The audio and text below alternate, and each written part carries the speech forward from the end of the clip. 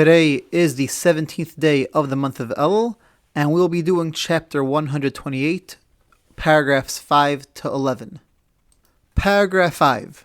So one of the customs that we have in this month of Elul leading up to Rosh Hashanah is we recite, starting from the Sunday before Rosh Hashanah, Slichos.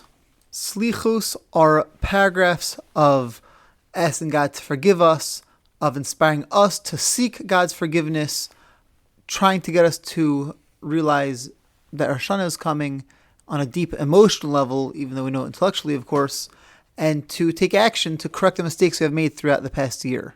Generally, Slichos are said before morning services. The first day of Slichos, however, is commonly said Saturday night at halachic midnight, called Chatzos. Now, we always start on a Sunday, but we also want to have 4 days worth of Slichos to be said before Rosh Hashanah starts. So if Rosh Hashanah starts on a Thursday, then we'll begin reciting Slichos the Sunday or Saturday night before Rosh Hashanah. If Rosh Hashanah starts earlier in the week, then we're going to begin saying Slichos the Sunday of the week before Rosh Hashanah. Something to keep in mind is that this is really only true for Ashkenazic Jews. Sephardic Jews began saying Slichos way back, starting at the beginning of the month of Elul. They have an entire month of Slichos. Ashkenazic Jews only have 4 to 11 days worth of Slichos, depending on what day Rosh Hashanah starts. If Slichos are being said in the morning before services, then when we get up, we wash our hands, we do the usual morning blessing of Al Netilat Yadayim on the mitzvah of washing our hands, we make the bracha on the mitzvah of learning Torah. We'll learn more about these 2 blessings when we get to the section about blessings a few months down the road. And then we begin the Slichos. Paragraph 6. Slichos were traditionally said early before daybreak. So nobody would be wearing their talis or the tefillin yet, because we only put those on during the daytime. We don't put those on while it's still dark outside. The chazan, however, the one who's leading the Slichos, he is supposed to wear a talis. But since nighttime is not really a time for wearing a talis, then he can't make the regular blessing that we make before putting on a talis. Therefore, says the Shulchan Aruch, he shouldn't use the shul talis or his own talis. Rather, he should borrow from a friend. We're going to learn more about the details of why this is so when we get to the rules and laws about wearing talises again a few months down the road. But something to note is that the Mishnah Berurah says that the custom is that nowadays, even when we're using a talis that belongs to the shul, we don't make a blessing on it. So therefore, the chazan, the one leading the slichos, should not wear his own talis, but he could wear a talis that belongs to the shul, and he does not make a bracha on it. No blessing. Again, also, this is all assuming that slichos are beginning before daybreak. If slichos are beginning once it's already light outside, and again, we'll figure out the exact time, we'll discuss when we do the halachos, the laws of wearing talis a few months down the road. But if it's already a time that you're allowed to make a blessing on a talis, there's nothing wrong with the chazan putting on his own talis and making a blessing on it before he does so. There is a custom that the one who leads the congregation for the slichos is also the one that leads the services. He's the chazan for shachris, morning services, for mincha, afternoon services, and as well from the evening before he should have been the chazan for mariv, for evening services. In some places, it's such a strong custom that this person who led the services for slichos will, by the other prayers, will supersede an aval, somebody who's mourning, a parent, usually leads davening, leads services, but the one who led slichos in the morning supersedes even that person, and they end up being the chazan for morning services, afternoon, and evening services. This could vary from shul to shul, congregation to congregation, so of course, whatever the custom is in that shul, whatever the rabbi of the shul or the congregation says, that's what goes. Now, generally, we stand when we're saying slichos. However, someone that finds it difficult to stand is allowed to sit, but they should make sure to stand when we say the paragraphs. We repeat this paragraph a lot. One paragraph called Kel Melech Yoshev, O God, King who sits on the throne of mercy, and the paragraph right after that, which goes through the 13 attributes of God and mercy, Hashem, Hashem, Kel Racham V'chad, etc.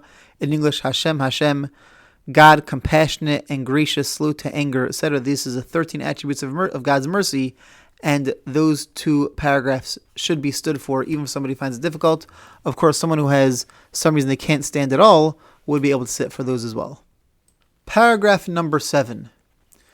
The person who leads the services for Slichos, as well as the Chazan, the one leading the services over Rosh Hashanah and Yom Kippur, should preferably be someone who's respected, a Torah scholar, someone who is a kind person who is known for his good deeds. This, preferably, he should be at least 30 years old, because by then the hot-headedness of youth, we all know that younger people generally are a bit more hot-headed, so that has died down. They'll be a bit more humble by the time they're 30 years old, hopefully, and preferably someone who also is married and has children. One of the most meaningful prayers that we have is praying on behalf of our children when our children are suffering or going through hard times, and therefore, when we reach that stage in life, it helps us develop a deeper level of prayer.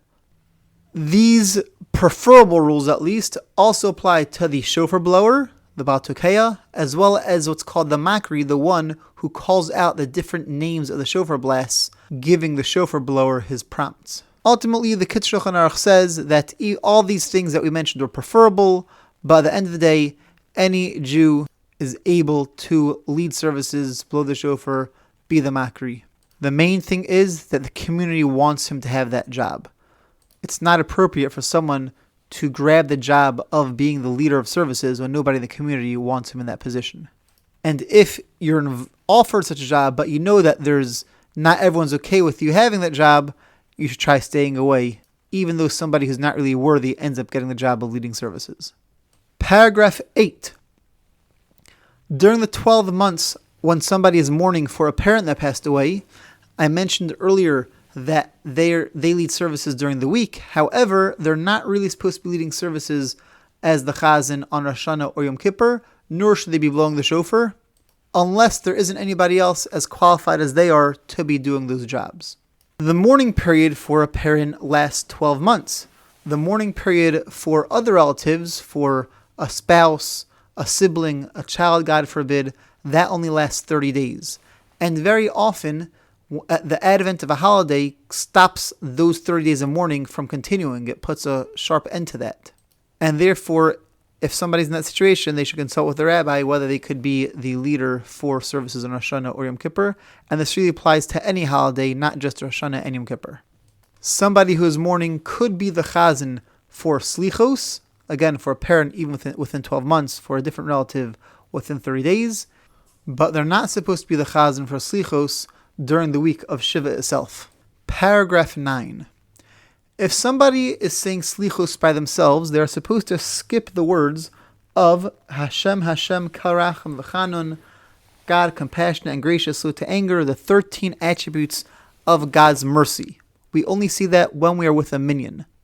In addition, the 13 attributes of God's mercy sometimes comes up in the different paragraphs of Slichos, not as a standalone paragraph, and those paragraphs also should be skipped when one is saying Slichos alone. There are a few other paragraphs within Slichos that are written in Aramaic instead of Hebrew, and those paragraphs as well should be skipped when one is not davening Slichos with a minyan. Paragraph 10. Somebody who's within the week of Shiva should not leave their house to go say Slichos, except on the day before Rosh Hashanah when we have an extended service of Slichos. In general, saying Slichos in a Shiva house could be complicated, so if, God forbid, somebody's in this situation, make sure to speak it over with the rabbi exactly how to say Slichos, what Slichos to say in a Shiva house. Paragraph 11.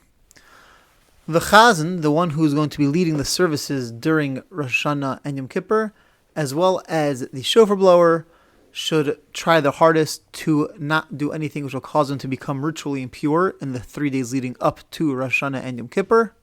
In addition, they should make sure to study the meaning of the prayers, the different liturgical proems that we recite as part of the prayers, and the laws of blowing the shofar for the shofar blower at least.